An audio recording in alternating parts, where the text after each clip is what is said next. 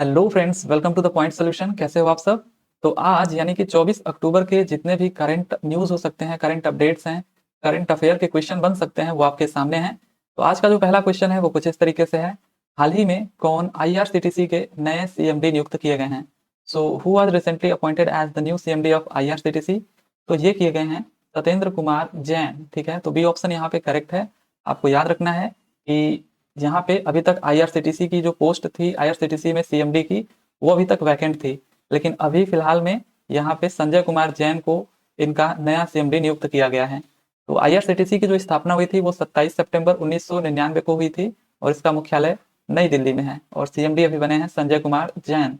तो इनको आप याद रखिएगा। राइट, आगे अगर हम बात करें तो हाल ही में की गई जो महत्वपूर्ण नियुक्तियां हैं, जैसे कि मोहम्मद सामी को प्यूमा के ब्रांड एम्बेसडर के रूप में नियुक्त किया गया था, संजय कुलश्रेष्ठ हुडको के अध्यक्ष बने और अरिंदम बागची यूएन में भारत के स्थायी प्रतिनिधि बने और सिद्धार्थ मृदुल ये मणिपुर हाई कोर्ट के मुख्य न्यायाधीश बने। राइट, अगला क्वेश्चन देख लेते हैं। अगला जो क्वेश्चन हमारा है कि वनडे में सबसे तेज 2000 रन बनाने वाले बल्लेबाज कौन बन गए हैं? तो who has become fastest batsman to score 2000 run in ODI? तो अभी आपने देखा होगा शुभमन गिल। ठीक है, शुभमन गिल बन जाते हैं वनडे में सबसे तेज 2000 रन बनाने वाले बल्लेबाज। अभी जस्ट न्यूजीलैंड के खिलाफ जब मैच चल रहा था वर्ल्ड कप का, तो इन्होंने ये कारनामा किया। इस सबसे तेज 2000 रन बनाने वाले ये बल्लेबाज बन गए हैं। कितनी पारियों में? तो 38 पारियों में ये इनके 2000 रन आए हैं। राइट, इससे पहले हासिम आमला थे इनके ऊपर, जो कि 40 पारियों में कुल 2000 रन बनाए थे। तो अब इनसे आगे निकल चुके हैं शुभमन गिल। राइट, अगला क्वेश्चन देख लेते हैं कि विशन सिंह बेदी का निधन हो गया है, वह किस खेल से जुड़े थे? तो जो विशन सिंह बेदी थे ये इंडियन क्रिकेट टीम के एक दिग्गज स्पिन गेंदबाज थे। ठीक है, तो यहाँ पे क्रिकेट से जुड़े थे। फर्स्ट ऑप्शन यहाँ पे आपका क्या हो जाएगा? करेक्ट हो जाएगा।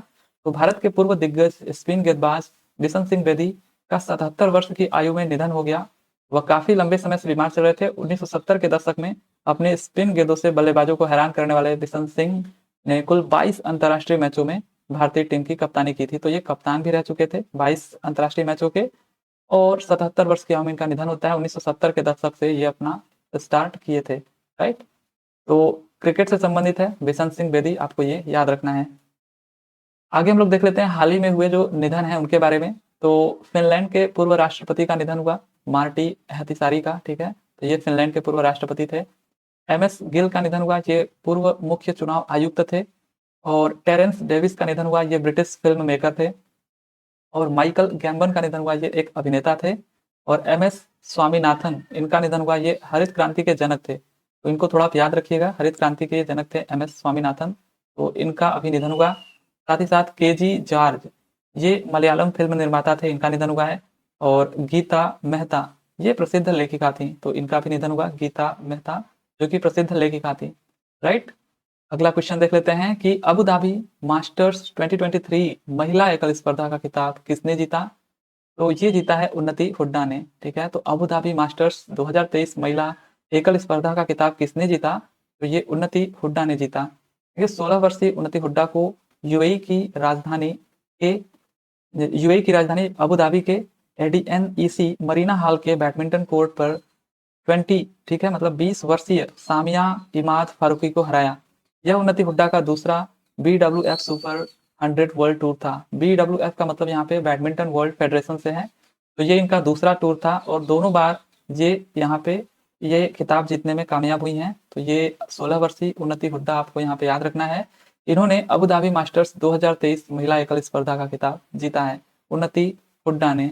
राइट, अब यहाँ पे अगर हम बात करें बैडमिंटन से रिलेटेड करंट अफेयर की, तो अभी देखिए भारत के किरण जॉर्ज ने इंडोनेशिया बैडमिंटन मास्टर्स 2023 का खिताब जीता। राइट, इंडोनेशिया अगर बैडमिंटन मास्टर्स पूछे तो किरण जॉर्ज आपको याद रखना है। एच.एस. प्रणय ने BWF विश्व बैडमिंटन चैंपियनशिप 2023 में देखिए कांस्य पदक इन्होंने जीता है। बैडमिंटन एशिया में भारत के उमर रशीद को तकनीकी अधिकारी समिति के अध्यक्ष के रूप में नियुक्त किया गया है। किसको? उमर रशीद को। और सात्विक साईराज रंकी रेड्डी और चिराग शेट्टी ने बैडमिंटन एशिया चैंपियनशिप में स्वर्ण पदक जीता। तो ये आप जरूर याद रखिएगा क्योंकि ये ऐसा पहली बार हुआ है कि जब भारत एशिया चैंपियन, मतलब जो भी आपका एशियन चैंपियनशिप हो रहा था उसमें सात्विक साईराज रंकी रेड्डी और चिराग शेट्टी बैडमिंटन में ये लोग स्वर्ण पदक जीतते हैं। तो इसको आप याद रखिएगा। राइट, अगला क्वेश्चन देख लेते हैं कि अक्टूबर 2023 में कस्तूरी कॉटन भारत की वेबसाइट किसके द्वारा लॉन्च किया गया। तो who launches the website of Kasturi cotton Bharat in October 2023। तो ये लॉन्च किया पीयूष गोयल ने, राइट। पीयूष गोयल आपको सिंपली याद रखना है। केंद्रीय वस्त्र वाणिज्य एवं उद्योग उपभोक्ता मामले तथा खाद्य एवं सार्वजनिक वितरण मामले के ये मंत्री हैं पीयूष गोयल। इन्होंने 21 अक्टूबर 2023 को कस्तूरी कॉटन भारत की वेबसाइट kasturi.cotton.texprocil.org लॉन्च किया, राइट। तो यहाँ पे आपको याद रखना है पीयूष गोयल ने कस्तूरी कॉटन भारत की वेबसाइट लॉन्च करी। तो अगला क्वेश्चन देख लेते हैं कि बेस्ट ग्रीन मिलिट्री स्टेशन पुरस्कार किसे प्रदान किया गया। तो who has been awarded the best green military station award. Udhampur, Ambala या फिर अवंतीपुर, भटिंडा। तो यहाँ पे जो करेक्ट आंसर है आपका उधमपुर मिलिट्री स्टेशन। उधमपुर को मिलिट्री स्टेशन पुरस्कार से सम्मानित किया गया। यहाँ पे अगर हम बात करें तो उधमपुर सैन्य स्टेशन को सर्वश्रेष्ठ हरित सैन्य स्टेशन का पुरस्कार मिला है। यहाँ सेना कमांडरों के सम्मेलन में सेना प्रमुख जनरल जो कि मनोज पांडे हैं, इनके द्वारा सर्वश्रेष्ठ ग्रीन स्टेशन पुरस्कार प्रदान किए गए। ठीक है, तो किसके द्वारा? तो जो थल सेना प्रमुख हैं मनोज पांडे, इनके द्वारा सर्वश्रेष्ठ ग्रीन स्टेशन पुरस्कार प्रदान किया गया। इसको उधमपुर को, ठीक है, उधमपुर सैन्य स्टेशन को। तो उधमपुर सैन्य स्टेशन आप याद रखेंगे, इसको ग्रीन मिलिट्री स्टेशन पुरस्कार प्रदान किया गया, राइट। अगला क्वेश्चन देख लेते हैं कि अगला क्वेश्चन देखने से पहले हाल ही में जो प्रदान किए गए और पुरस्कार हैं। अजय चक्रवर्ती इनका नाम था, अभी हमने देखा था कि इनको दुर्गा भारत सम्मान मिला, अभी कल ही हमने देखा। गुजरात के धोरडो गांव को भी हमने देखा कि UNWTO के सर्वश्रेष्ठ पर्यटन गांव से सम्मानित किया गया। और महसा अमीनी ये यूरोपीय संघ का शाखा रो पुरस्कार जीती हैं। और वहीं पे भोपाल के महिला थाने को अगर हम बात करें तो ISO प्रमाण पत्र मिला है, ठीक है, भोपाल के महिला थाने को। और शिवशंकरी सरस्वती सम्मान 2022 से इनको सम्मानित किया गया। और क्लाउडिया गोल्डन, इनको अर्थशास्त्र का नोबेल पुरस्कार मिला, ठीक है। तो ये जो नोबेल पुरस्कार है आप जरूर याद रखिएगा, क्लाउडिया गोल्डन अर्थशास्त्र का नोबेल पुरस्कार, ये आपके रिसेंट एग्जाम में पूछे जा सकते हैं। दिलीप नोंगमैथम, ये मणिपुर भाषा में बाल साहित्य पुरस्कार इनको मिला है, ठीक है। मणिपुरी भाषा में इनको बाल साहित्य पुरस्कार मिला है दिलीप नोंगमैथम को, राइट। चलिए फिर बढ़ जाते हैं अगले क्वेश्चन की तरफ। अगला जो क्वेश्चन है हमारा कि संयुक्त सैन्य अभ्यास हरिमाऊ शक्ति भारत और किस देश के बीच शुरू हुआ है। तो देखिए अभी संयुक्त सैन्य अभ्यास हरिमाऊ शक्ति भारत और मलेशिया के बीच शुरू हुआ है, ठीक है। सो बी ऑप्शन यहाँ पे आपका करेक्ट है। भारत और मलेशिया की सेना के बीच संयुक्त द्विपक्षीय प्रशिक्षण अभ्यास एक्सरसाइज हरिमाऊ शक्ति 2023 सोमवार को भारत और उमरोई छावनी में शुरू हुआ। भारत और मलेशिया की सेनाओं के बीच हो रहे इस अभ्यास में ड्रोन, यूएवी और हेलीकॉप्टर का भी उपयोग किया गया, ठीक है। तो ड्रोन हो गया आपका और UAV और हेलीकॉप्टरों का भी उपयोग इसमें किया गया। ये देखिए आपका जो है हरिमाऊ शक्ति, ये हमेशा होता रहता है, लेकिन अभी जो फिलहाल में ये 2023 का हुआ, ये किसके किसके बीच हुआ, तो भारत और मलेशिया के बीच हुआ, ठीक है। तो इससे पहले भी होते आ रहे हैं, लेकिन आपको यहाँ पे 2023 का याद रखना है, भारत और मलेशिया के बीच ये जो हरिमाऊ शक्ति भारत अभ्यास हुआ है, राइट। अब यहाँ पे हम लोग प्रमुख युद्ध अभ्यास देख लेते हैं जो 2023 के हैं। कि मालाबार अभ्यास 2023, ये अमेरिका, जापान, भारत और ऑस्ट्रेलिया के बीच, ठीक है। और 13वां बोल्ड कुरुक्षेत्र 2023, ये जो अभ्यास हुआ भारत सिंगापुर के बीच। कोंकण एक्स 2023, ये भारत और यूके के बीच। 7वां अजय वॉरियर 2023, ये भी भारत और यूके के बीच। और कोप इंडिया 2023, ये भारत और अमेरिका के बीच। 10वां लिनेक्स 2023 अभ्यास, ये भारत और श्रीलंका के बीच हुआ, राइट। तो ये आप याद रखेंगे। बढ़ जाते हैं हम लोग यहाँ पे, अगर हम लोग बात करें मलेशिया के बारे में कुछ, तो मलेशिया की जैसे राजधानी ये आपका है कुआलालंपुर और मुद्रा इसकी है मलेशिया रिंगित। PM अनवर इब्राहिम है और राजा अल सुल्तान अब्दुल्ला हैं। तो आप यहाँ पे मुद्रा देख सकते हो, नाम में ही है, तो इसको याद करने की उतनी जरूरत नहीं है, लेकिन रिंगित है यहाँ पे, मलेशिया रिंगित। राजधानी यहाँ पे आप जरूर याद कर लीजिएगा, राजधानी इसकी है कुआलालंपुर, ठीक है। तो चलिए फिर बढ़ जाते हैं अगले क्वेश्चन की तरफ। अगला क्वेश्चन है कि एशियाई पैरा गेम्स 2023 में अवनी लेखरा ने शूटिंग में कौन सा मेडल जीता है। सो अवनी लेखरा की बात करें तो इन्होंने गोल्ड मेडल जीता है, ठीक है, गोल्ड मेडल।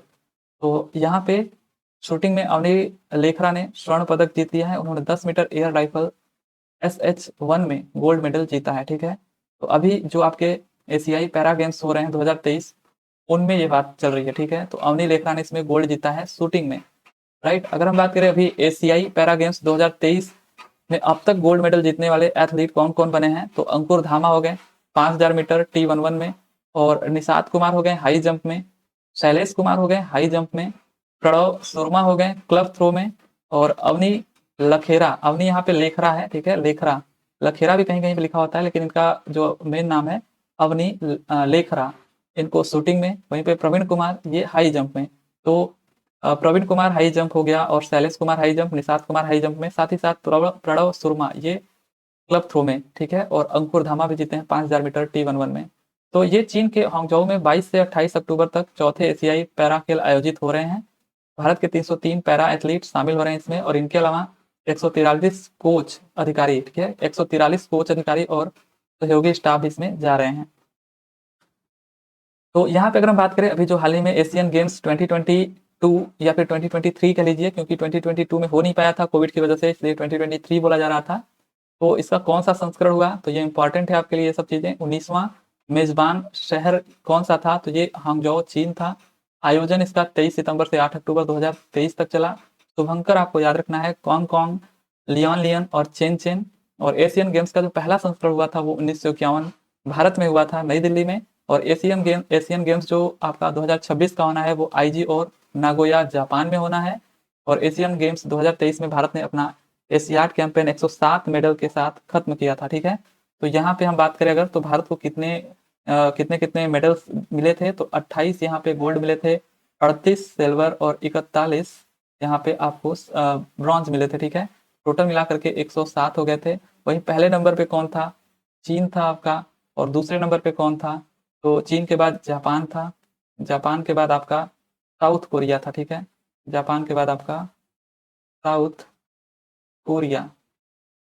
तो फर्स्ट की केवल हम बात कर लेते हैं, तो जो चीन था उसको यहाँ पे 201 गोल्ड और 111 सिल्वर और 71 ब्रॉन्ज मिला था, ठीक है। तो आप पहला वाला 201, 111, 71, साथ ही साथ भारत का 28 स्वर्ण, 38 सिल्वर और 41 ब्रॉन्ज, टोटल 107 मेडल्स में थे एशियन गेम्स में, राइट। तो इतना बस आपको याद रखना है।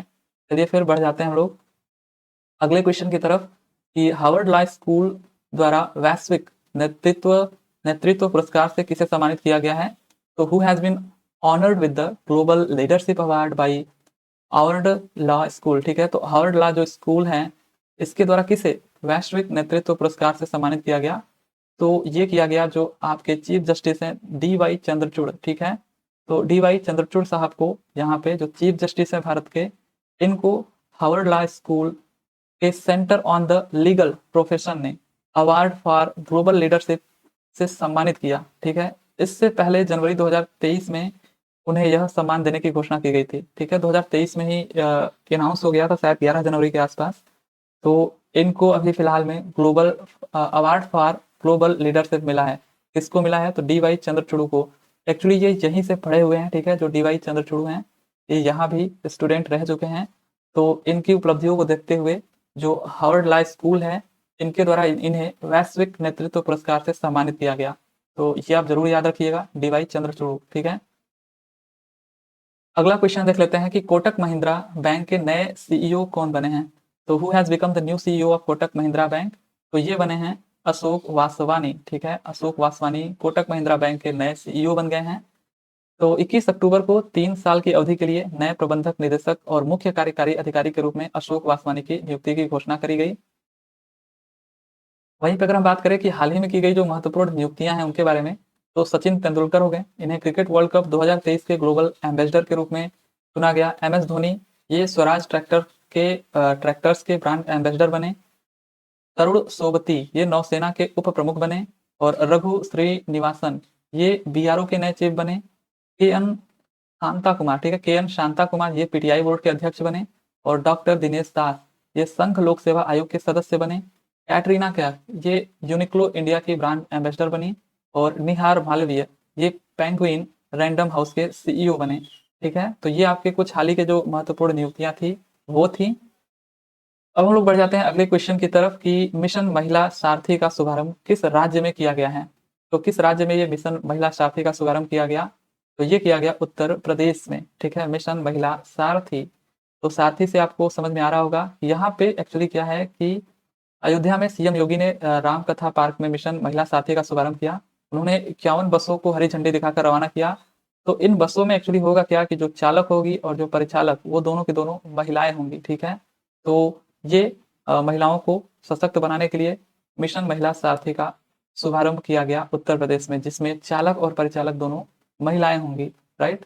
तो उत्तर प्रदेश से अगर रिलेटेड करंट अफेयर की बात करें तो गोंडा में उत्तर प्रदेश का पहला मिशन शक्ति कैफे स्थापित किया गया है।